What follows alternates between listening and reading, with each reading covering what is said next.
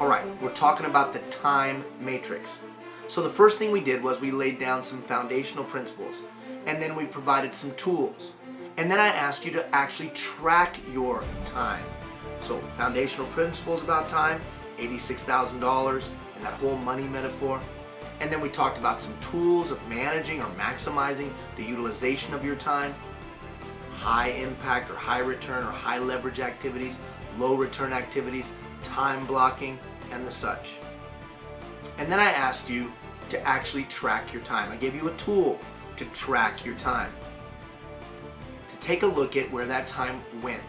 Each sheet was a day. And you should be able to now get a very good snapshot of where your time goes in an attempt to start to maximize its utilization. So when you sit down to look at those time matrix sheets, I would do the following.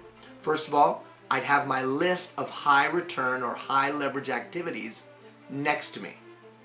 I'd have that list of those activities that give me a greater return than the time invested. If you recall, we have a goal in each one of our lives. So we have a goal in each one of the roles of our lives.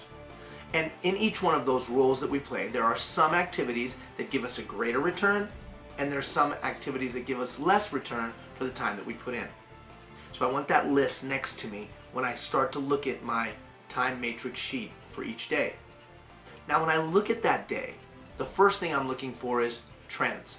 Where did my time go? Generally speaking, where did my time go? Did it get sucked out in emails, spending time answering emails? Did I have a meeting laden with days? And I'm also looking for the high leverage or high return on investment activities. Did I do any? And as I look at each one of the sheets, as I lay the sheets out next to each other, I'm looking for time that I spent in the high leverage or high return on investment activities. Those return that give me more back than I put in. And as you look at 4 and 5 and 6 days, count up the number of hours that you actually spend in those activities. And whether that's in your home as a spouse or as a parent, or whether that's in your workplace, how much time did you actually allocate over that 4 or 5 day period? Or did you actually spend, in those activities? If it's minimal, we got a problem. You're probably not advancing yourself. Then take a look at the low impact activities or low leverage activities. How much time are you spending in that? So the first blush is looking, generally speaking, where's my time going? Is it going into those high leverage activities or into the low leverage activities? Then the second thing I'm looking for is any trends. Are there certain times of the day when I'm more productive? Are there certain times of the day where I'm less productive? Obviously, those times in the day where I'm more productive, more energetic, get more things done, that's when I want to do the things that I don't like or are the most difficult. Those things where I'm a little bit low energy, those times, where I'm a little bit more low energy, where I'm not myself, I'm not that go-getter like I want to be, then that might be where I put things I like to do. So I'm more likely to do it. And then finally, I'd look for things that are just completely missing. No time. You put no time into that role, not just the high leverage activity, but when you look at 4, 5, 6 days, did you put 0 time in all of that combined into those roles of your life? And if the answer is yes, then you know there's going to be a problem. You know a problem is coming. Because if week after week, day after day, you put no time into one of those roles in your life, you know you're going to have a problem. So by looking at where your time goes, you get a sound understanding of the adjustments that need to be made. Now moving forward, well, now you want to make a change, right? You want to change things. So the way you're going to change things is that you're going to start to proactively plan. You're going to proactively plan. Now that you know where your time goes, you're going to change things if you're not completely satisfied with it. And if you recall, the way you're going to do that, you're going to sit down and do your number one high leverage activity, the number one activity to return an investment of time put in. Plan. You're going to build a plan. And the first thing that plan is going to be comprised of is blocking out, time blocking, or making an appointment with yourself those high leverage activities in each one of the roles of your life. You're going to actually block out time. Then the next thing you're going to block out is those things that you know are going to happen. I have a meeting here. I have a meeting there. I have an appointment here. I need to allocate time there. You're going to block. That's the second thing you're going to block. And then the third thing you're going to block is the things you just assume you know. You know you're going to have to answer email. Set aside a half hour here or there to do so. You know you're going to have to return phone calls perhaps. Set aside time to do so. That's the assumptive planning. So the first thing I block out in the week to come is those activities that give me the highest return.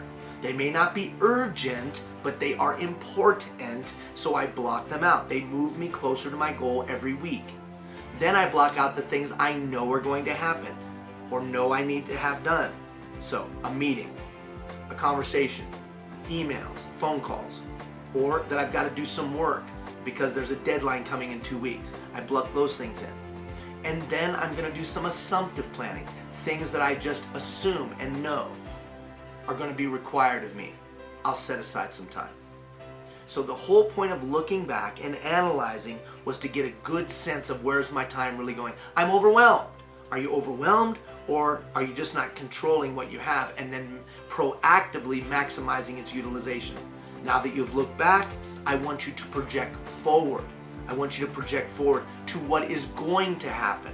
Now, does it guarantee that you will always be in control of your time? Of course not. Of course not. You're going to have days that completely get away from you. But in practical application, once you've made that plan, now each day you work the plan. Each day you work the plan. So what does that look like? I have my plan for Monday. I take a look at it before the day begins. Has anything changed? Do I need to make any adjustments? Do I need to move anything to the next day or later in the week? Then I go and execute Monday. Then on Tuesday, I look at Tuesday. Same routine. I take a look at it. What needs to be done today? I think through what needs to be done. Does anything need to be adjusted? Anything need to be corrected? Now, if Tuesday gets completely away from me, well then on Wednesday, I'm going to adjust appropriately. Well, what about my to-do list in? Remember what I said. I said on that to-do list, you're just going to have a list for the week, not for the day. I'll try to get all of this done by the end of the week. What about a deadline? Well, if you've handled deadlines properly, then you're not waiting till the last minute because you've allocated a little bit of time each week to hit the deadline. Now, if it's a deadline that emergency pops up, how do we take care of that? The white space that we leave for each day. We don't overschedule or overcommit ourselves. We don't overschedule or overcommit. We leave some white space each day. A couple of you have talked to me about the challenge of prioritization. This tool helps you with that. If it's not in my goals, if it's not in my high leverage activities, and if I have no time available, then of course the answer is this. No, I can't do that. But because you have a plan, you're able to look and see how much time you really have and whether you can carve some out or not for that new thing. Well, what if that new thing is my boss? My boss tells me what to do. Well, you may not feel comfortable doing this, but I've done this before where I say, okay, boss, out of these 10 things that I'm supposed to do this week, which one do you want me to have take a back seat? Let the boss make the priority decision for you. You're not being rude, you're not being mean, you're just saying, you've given me these 10 things to do, they all have upcoming deadlines, which of these things can wait so I can put time into this? 86,400 seconds, that's what you're given every day. 168 hours in your week, that's what you're given every week. If we can get those $86,000 or 86,000 seconds and those 168 hours in alignment with where we hope to go long term, we're going to be successful more times than not. The key to doing that, knowing what your high leverage activities are, plugging them every week, and then working that plan. I believe that Archimedes was right. If you have a system, you can move the world.